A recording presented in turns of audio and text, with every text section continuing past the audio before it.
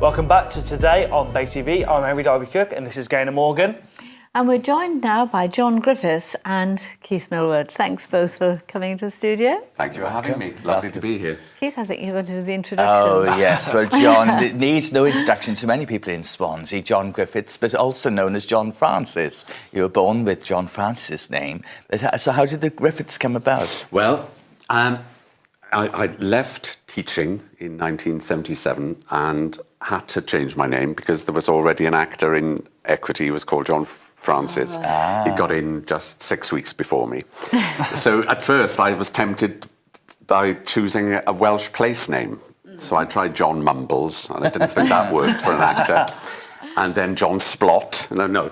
So it got a bit silly. So I thought, well, I had a TV contract coming up, so I had to choose a name. So I chose my mother's maiden name. So I've been John Griffiths ever since. Yeah. And John is bringing his one-man show, Chums and Chips, to the Dylan Thomas Theatre tomorrow night. The mind boggles. Well, it was going to be called Swansea Jacks, but friends of mine said, look, that'll be confusing.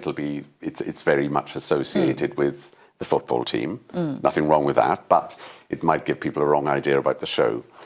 So they said, what is the show about? And I said, well, it's a boy's eye view of post-war Swansea. And my life was very much centred around chapel.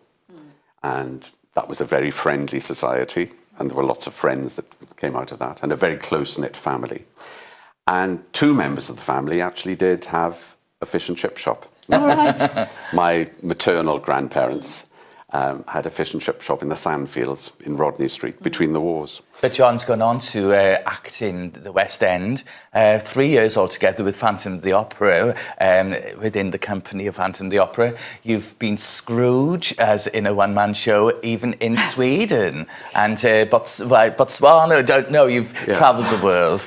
Yeah, it makes me sound like a polymath. I mean, fortunately, all these places understand English. So people said, gosh, you played Scrooge in Swedish? I said, no, fortunately, they're You're far too jolly to be a Scrooge. You must be a very good actor. That's for the actor. Very good. I think if we can come back to Swansea, I think we've got a clip, haven't we? I think we have a clip of Chums and Chips. See what we're talking about. Here it is. My grandparents' house was 141 Rodney Street. Rodney, of course, being the 18th century admiral of the fleet.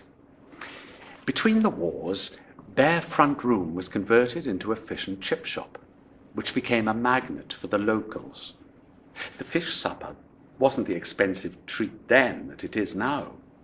Fish was plentiful and cheap. My mother remembered being sent as a 12-year-old to Swansea Market to buy 14 pounds of fish, over 6 kilos, for 2 shillings in old money, 10 pence. Make sure the hake is nice and fresh, Eileen. If they haven't got hake, halibut will do. Opinions were divided on who cooked the best fish and chips. Fan, who cooked with dripping, or Dan, who cooked with oil. He was ahead of his time. In her teens, my mum would go out with him on a horse-drawn wagon with a gas-fired range on board, taking Swansea's freshest and finest fish and chips to fairgrounds far and near, Llanelli, Neath, Aberavon, Britain Ferry. Can you imagine the fire risk? Boiling oil in the back of a rattling cart? No health and safety regs in those days. Although business boomed, they never made much profit. Nana was too trusting and kind. Old lags, newly released from the nearby jail, always knew where they could get a free bag of chips. And regular customers never suffered the embarrassment of a refusal if they asked for tick. Sadly, the shop didn't survive the war, but that didn't stop Fan and Dan's family battles over the deep fryer. So, who did cook the best fish and chips? I love the knitted waistcoat. Yes, isn't it marvellous? It was hand-knitted for me by an old school chum, in fact. Right. Yes. And you presented 40 Years Gone, a similar one-man show a few years ago in Swansea, and it was reported it warmed the heart and the critics, and you can see how lovely an evening it's going to be tomorrow night at the Dylan Thomas It's a very Theatre. different show. That one was much more theatrical. This is just a piece of storytelling. Bit Brilliant. sort of Dylan Thomas-esque, isn't it? It is almost an homage to Dylan because there's one piece about how I was first acquainted with Dylan. It's called My Auntie Audrey's Sofa, watching the first television broadcast of Under Milkwood, and that really switched me on to Dylan. Oh, I think that's wonderful. Yeah. So I think people are going to have the chance to see this, aren't they, John? They are. Some of our viewers, maybe. Yes, and in fact, we can offer 2 free tickets. We've got a little quiz. I love quizzes as well as the spoken word and singing. Quizzes are what's high the on the quiz? list. Well, in the piece, I do one of Dylan's, for me, favourite poems, The Hunchback in the Park. So the question to your viewers is, which park was he talking about? And it's not Central Park. So, Henry, if you tell us how they can get in touch, It's not answers on what are the postcard, details? is It's not, as Not- most of no. our viewers know, we have a Facebook page. We're streaming this now onto our Facebook page. So if you just comment below this stream with the correct answer, and the first person to answer it correctly will be getting those 2 tickets. So, John, one more time, what's the question?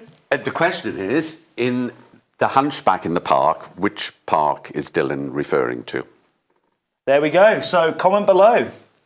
So the show's tomorrow night, 7:30 at the Dylan Thomas Theatre. And it's just a one-night show. Just the one night. It had its English premiere last month at the Questors Theatre.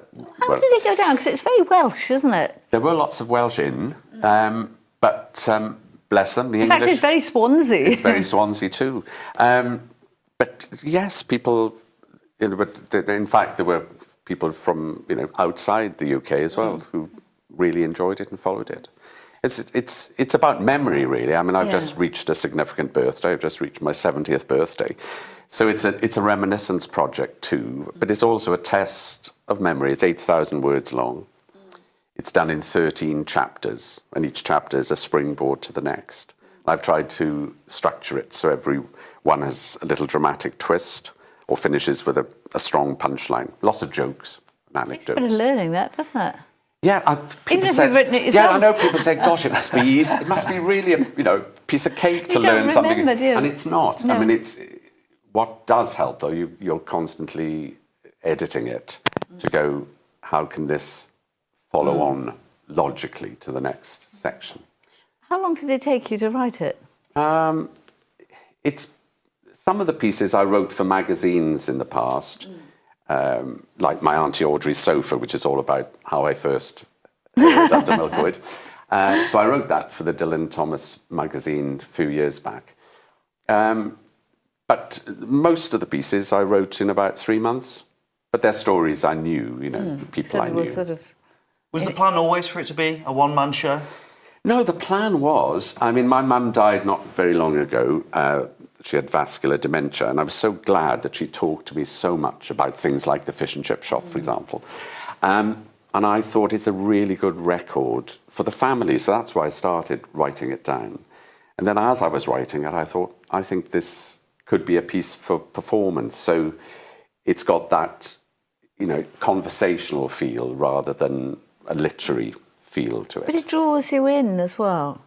Hopefully, yes. I mean, that's I the felt drawn into That's the idea, and it's very nostalgic. But I've warned the family to bring the tissues, but there should be lots of laughs too, because that's what Swansea folk Because are for about. us it's very poignant and quaint, but for you it's like history or something, is it? Or another Right, word? very much so. But the documentary of life and documenting life is so important, and to use different platforms, I think, is fascinating. As an actor, and with such a fine voice as well, a beautiful, natural voice for the stage. And, it's going to be a lovely evening tomorrow at the Dylan Thomas Theatre.